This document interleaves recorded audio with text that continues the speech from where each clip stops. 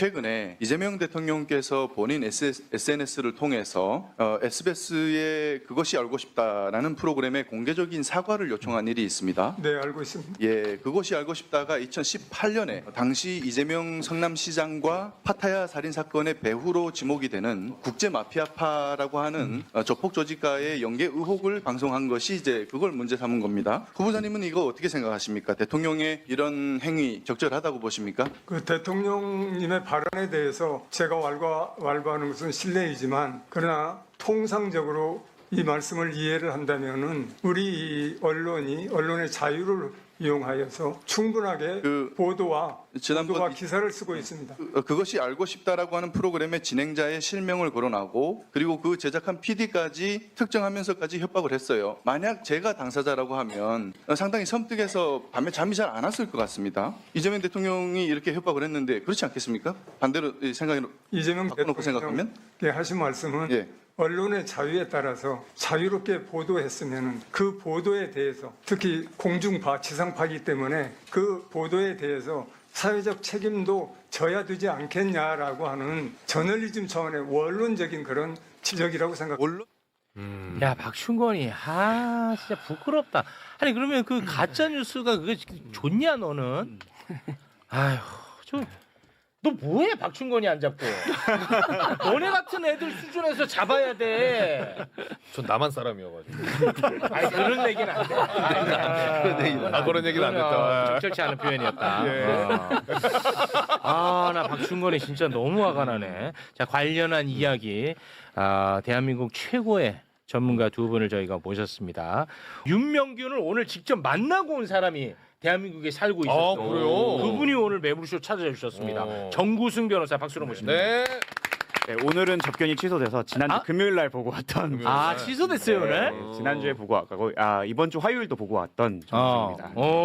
윤명균을 실제로 지금 접견을 하고 다녀요. 취재를 하고 있는 겁니다. 어마어마한 소식들 나옵니다. 사실은 취재라기보단 제가 이번에 아예 계약을 했기 때문에 이제 윤명균 씨의 변호인으로서 상황이 되었습니다. 그렇군요. 그래서 조만간 그 파타야 살인 사건 관련 재판 기록도 저희가 수령하기로 했고 그래서 다음 주 중으로는 그 재판 기록, 즉 윤석열 정권 때부터 저 사람들이 그 정권 치하에서도 계속 검찰 얘기를 했었거든요.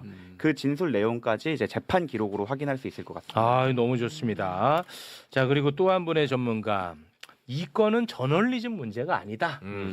2017년부터 차기 유력 대선 주자인 이재명을 제거하기 위해서 공권력과 언론과 국민의힘이 작업한 것 아닐까 하는 의혹 제기를 지금 하고 있는 대한민국 최고의 참기자 봉지욱 기자 박수로 모십니다. 네.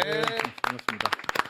지금 정구승 변호사 시간이 없어가지고 빨리 잠깐 말씀드리면 일단 윤명균이 그러니까 파타야 거래 사건은 이제 2015년 11월에 태국 파타야에서 살인 사건이 발생을 했고 범인은 2명 김영진, 윤명균인데 윤명균은 사건 직후 태국 당국에 자수를 해서 거기서 수사받고 재판을 받아요. 거기서 형을 살고 김영진은 베트남으로 2년 8개월간 도피를 했다가 2018년 4월에 이제 베트남에 체포돼서 압송이 됐고 윤명균은 태국 교도소에 계속 있었어요.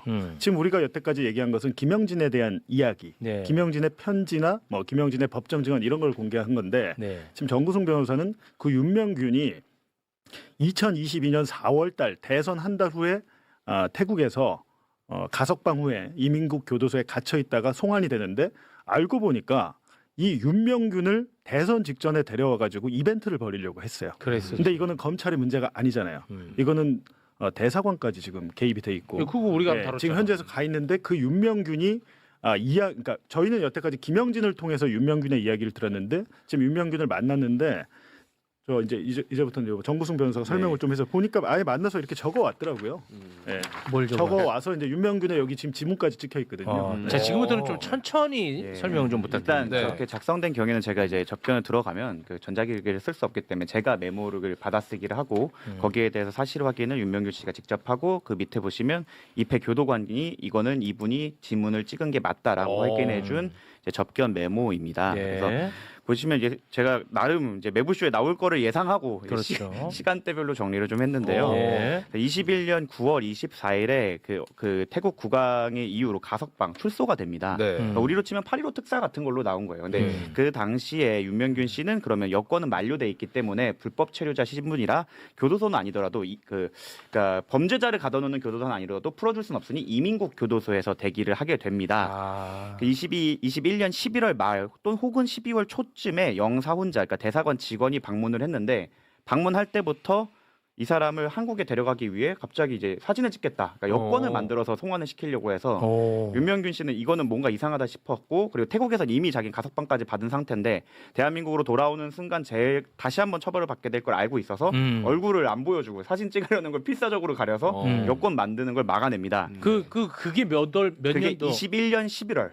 2021년 11월. 저 때가 언제냐면 바로 불과 한 달 전에 이제 장영하가 기자회견을 해서 박철민 돈폭 20억 돈다발 요게 이제 허위 사진으로 밝혀서 실패로 약간 돌아가는 그때예요. 아, 힘이 그거 약간 실패. 힘 빠졌을 때 바로 저 공작에. 그러니까 다시 말해 2022년 윤석열이 당선됐던 그 대선 직전입니다. 직전, 그렇죠. 그게 핵심이야. 맞습니다. 그래서 그렇고 한 달 좀 안 돼서 이번에 영사가 경찰과 함께 방문을 합니다. 그래서 이제 귀국을 보통 하는 경우에는 이렇게 강제 송환을 하는 경우에도 그 뭐 검사 비용이나 비행기 비용을 보통 피고인이 내야 된다고 하더라고요. 그런데 우리가 그거 다 부담해 줄 테니까 일단 가자라고 하는데도 계속 거부를 하니까 그때 그 유명균 씨의 표현으로 하면 여기가 편해? 라는 식의 경찰이 이렇게 얘기하면서 강제 송환을 하겠다. 그렇게 하니까 여기서 이제 경찰까지 나서서 이렇게 하니까 좀 무서워서 네. 그러니까 이 사람 속으로는 시간을 끌겠다는 생각으로 일단 사진 촬영에는 허락을 해서 이제 사진 여건이 만들어졌고 강제 송환의 위기에 처하게 됩니다. 네. 이 사람이 여긴 이민국 교도소다 보니까 외부와의 소통이 가능했나 봐요. 전화를 해서 한국에 있는 지인을 통해서 어떤 변호사님과 소통을 했는데 그분 변호사님께서 알아보신 바로는 지금 들어오면 대선에 이용당한다. 저쪽에서는 윤명규 씨 땡겨가라고 안달이다. 이재명 지지율 떨어뜨리려고 한다라는 얘기를 이분은 이때 들어요. 변호사에게. 변호사로부터. 예. 그래서 이게 들어가면 큰일 나겠구나라고 해서 일단은 코로나 핑계를 대면서 당시가 코로나가 좀 심했으니까 거부를 합니다. 그때 근데 이미 윤명균을 데리고 오려고 1월 초에 이제 22년도로 넘어가서 네. 1월 초에 윤명균을 송환하기 위해 한국에서 경찰이 파견됩니다. 데리고 올라오고. 근데 이거를 코로나 핑계로 막아버리니까 대사관과 이제 경찰은 화가 났겠죠.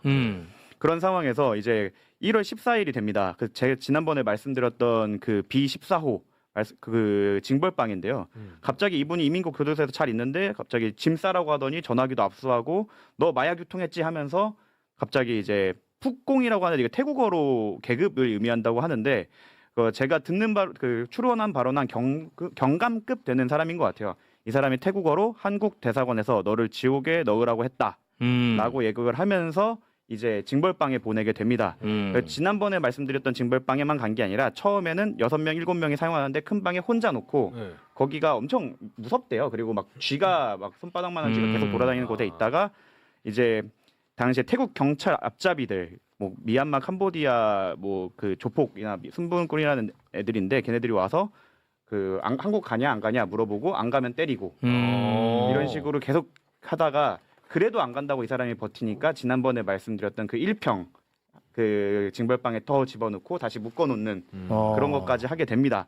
그래서 이 사람이 도저히 버틸 수가 없다라고 해서 가겠다라고 하고서 또 머리를 씁니다. 태국에 사건이 추가로 있으면 내가 아무리 가겠다고 해도 못 가니까 밖에 있는 사람에게 도움을 청해서 나를 고소를 해라. 예. 그렇게 해놓고 근데 당장은 너무 힘드니까 그쪽 대사관 쪽에서 협조하는 사람한테 나 갈게. 오케이, 도장 찍을게 하고 도장을 찍어놓고 몰래 자신을 고소하게 만들어 놓습니다.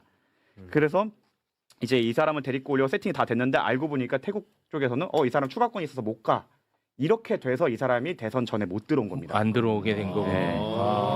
그러니까 나는 약간 좀 갸우뚱했던 게 하나 있었어요. 뭐냐면 이 사람이 뭐 아주 정의로운 사람도 아니고 그렇죠. 이재명을 막 보호하려고 했던 사람도 아닐 텐데 왜 그렇게까지 협조를 하지 않았을까라는 조금 의구심이 있었는데 그거는 자기 처벌 안 받기 위함도 있는 거야. 그렇죠. 그것도 그런데 이분은 윤명균 씨는 이재명이 누군지 몰랐대요. 그러니까 이게 예. 그 알이 1편과 2편이 있지 않습니까? 네. 1편 찍을 때까지만 하더라도 이 사람은 되게 소통이 되고 있었어 갖고 물론 1편 찍을 때도 SBS가 이 사람이 좀 어떻게 보면 이 사람을 속였는데 이 사람은 촬영 자체가 자신의 억울한 사정을 SBS가 밝혀주는 걸로 알고 협조를 했는데 했었고. 뭐 그게 안 된 거고 그리고 2차 이제 이재명 대통령과 엮으려고 했던 그 방송 때는 이 사람은 이미 태국에서 복역 중이었기 때문에 그 내용을 몰랐어요. 아예 그런 내용도 몰랐고 실제로 그 관련해서 조사를 받을 때 수사관이 검사였던 걸로 보입니다. 잡혀와서. 예, 잡혀와서 이제 한국에 온 다음을 얘기하는 예, 거예요? 예. 그럼 2022년 4월 이후에 대한 예, 이야기. 예. 네. 그 김영진이가 이재명이랑 연관이 있어? 도망 다니면서 전화 통화도 하고 그랬다는데? 라는 식으로 물어보는데 누가? 그 검사가 검사가 이 윤명균에게. 근데 놀랍게도 이 사람은 이재명이 누군지 몰랐던 거예요. 정치에 관심이 없으니까. 물어봤는데 네, 이재명이 누구예요? 이렇게 돼버려서 좀 실패로 돌아간 케이스가 보입니다. 검사는 진짜 이상하겠다. 이 새끼 이거 어디부터 시작해? 누구요? 그러니까 나온 말이 이제 지금 너 여기 귀국한 거 기자들이 몰라. 그러니까 나한테 협조를 안 하면 그 알 3 찍어서 국민들의 공분을 사게 해서 너 한번 말아주겠다. 이런 얘기가 그때 나온 걸로 보입니다. 와. 근데 이제 중요한 거는 이거는 2022년 이제 송환돼서 강제 송환돼서 이후인데 2018년에 김영진을 데려왔잖아요 압송해서. 네. 근데 김영진의 살인 혐의에 대한 증거가 하나도 없었어요.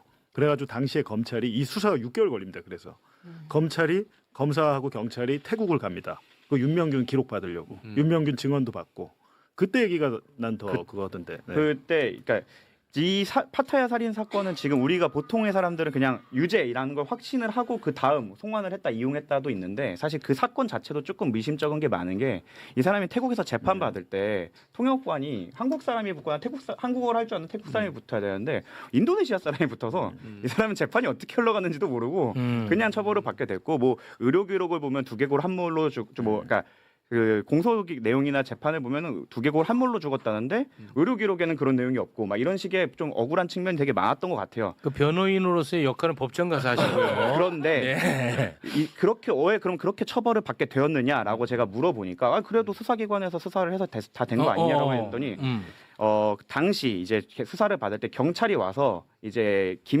그 공범과 윤명균의 사이를 이간질을 하면서 이 사람을 불어야 너가 산다라고 하면서 시간대별로 시간대별로 너가 진술해야 되는 거를 지정을 해줍니다. 그러니까 이 사람은 처음부터 이걸 알아서 진술을 한 게 아니라 이 사람 주장입니다. 지금 이 사람이라는 게 윤명균 얘기죠. 당시 자기는 운전을 하고 있어서 잘 몰랐는데 경찰이 이 몇 분 때는 뭘 했다 진술해.